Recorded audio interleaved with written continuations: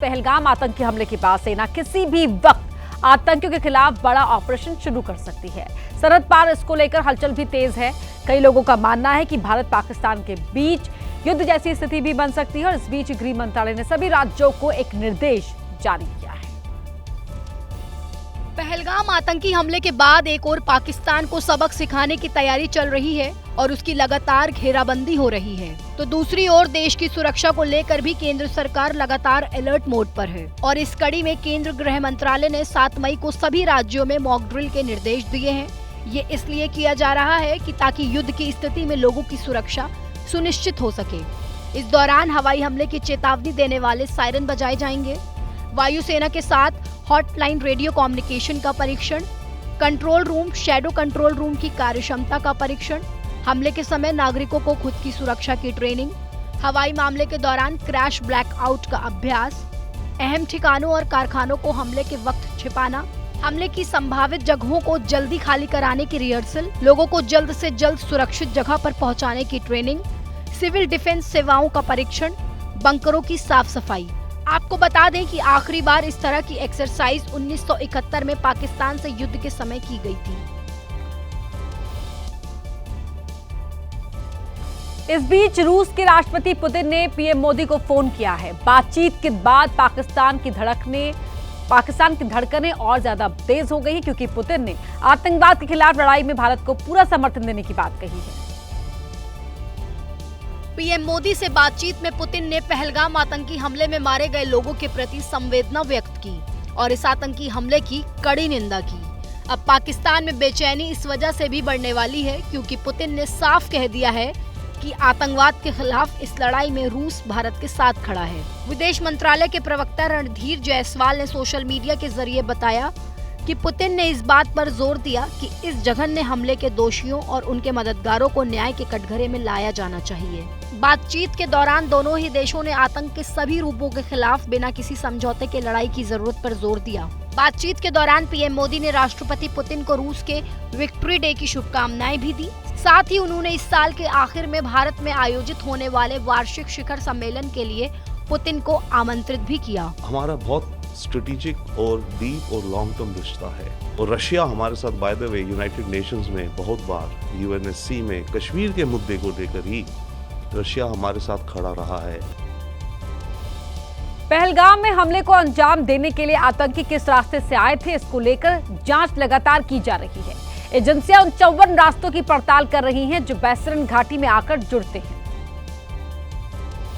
बैसरन घाटी से 54 रास्ते अलग अलग दिशाओं में जाते हैं। इनमें कुछ रास्ते ऊपर की तरफ घने जंगलों में तो कुछ पहाड़ों की तरफ जाते हैं, वहीं कुछ रास्ते नीचे तराई में जाते हैं।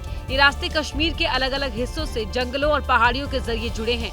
सूत्रों के मुताबिक पहलगाम में हमले को अंजाम देने वाले आतंकी अभी भी कहीं घने जंगल में ही छिपे हो सकते हैं।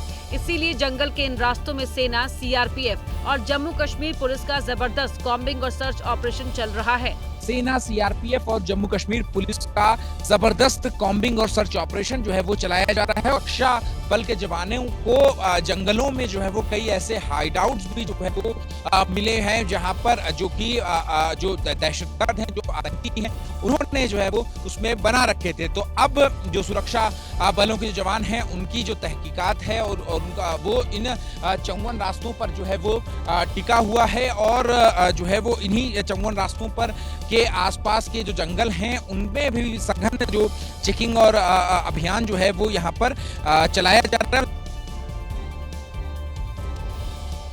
एबीपी न्यूज कश्मीर की बेताब वैली पहुंच चुका है। ये वही बेताब वैली है जो पहलगाम के ठीक ऊपर मौजूद है। आतंकियों ने न केवल इस बेताब वैली की रेकी की थी, बल्कि अपने हथियार भी यहां छिपाए थे। फिलहाल बेताब वैली के ऊपर के जंगलों में सुरक्षा बलों की तरफ से सर्च ऑपरेशन चल रहा है। इस वजह से यहाँ सैलानियों को जाने की इजाजत नहीं है। एक्सक्लूसिव तस्वीर इस वक्त हम आपको बेताब वैली की जो है वो जहाँ पर दिखा रहे हैं, जहाँ पर ऊंची जो जंगल है वहाँ पर सुरक्षा बलों की तरफ से कॉम्बिंग और सर्च ऑपरेशन तो चलाया जा रहा है, लेकिन जो बेताब वैली है वो इस वक्त इस तरह से सूनी जो है वो दिखाई पड़ रही है। अब सुरक्षा एजेंसीज इस बात की जानकारी भी जुटा रही हैं कि इन आतंकियों को हथियार किसने मुहैया करवाए थे। साथ ही उन हैंडलर्स की भी जांच हो रही है जिन्होंने कश्मीर में इनकी मदद की थी। गृह मंत्री अमित शाह ने दिल्ली में 3 नए आपराधिक कानूनों को लेकर समीक्षा बैठक की। गृह मंत्रालय में हुई इस बैठक में उपराज्यपाल विनय कुमार सक्सेना, मुख्यमंत्री रेखा गुप्ता और मंत्री आशीष सूद मौजूद रहे। गृह मंत्री अमित शाह ने कहा कि प्रधानमंत्री नरेंद्र मोदी के नेतृत्व में लाए गए 3 नए आपराधिक कानूनों में समय सीमा का कड़ाई से पालन हो। शाह ने निर्देश दिया कि चार्जशीट फाइल करने की प्रक्रिया 60 से 90 दिन में पूरी हो। इसकी नियमित निगरानी की जाए। जघन्य अपराधों में कन्वेंशन रेट में कम से कम 20% बढ़ोतरी की कोशिश हो। ई समन सीधे कोर्ट से भेजे जाएं। ई समन की कॉपी स्थानीय पुलिस स्टेशन को भी मिले। गृह मंत्री अमित शाह ने बैठक में ये भी कहा कि 3 नए आपराधिक कानूनों से देश की कानून व्यवस्था को नई दिशा मिलेगी। उन्होंने कहा कि इन कानूनों से पुलिस की कार्यकुशलता और जवाबदेही बढ़ेगी। शाह ने अधिकारियों की जिम्मेदारी भी तय करने के निर्देश दिए। बैठक में केंद्रीय गृह सचिव, दिल्ली के मुख्य सचिव, Delhi police commissioner, NCRB director समेत गृह मंत्रालय और दिल्ली सरकार के आला अधिकारी भी मौजूद रहे। आपको बता दें कि देश में पिछले साल 1 जुलाई को 3 नए आपराधिक कानून लागू किए गए थे।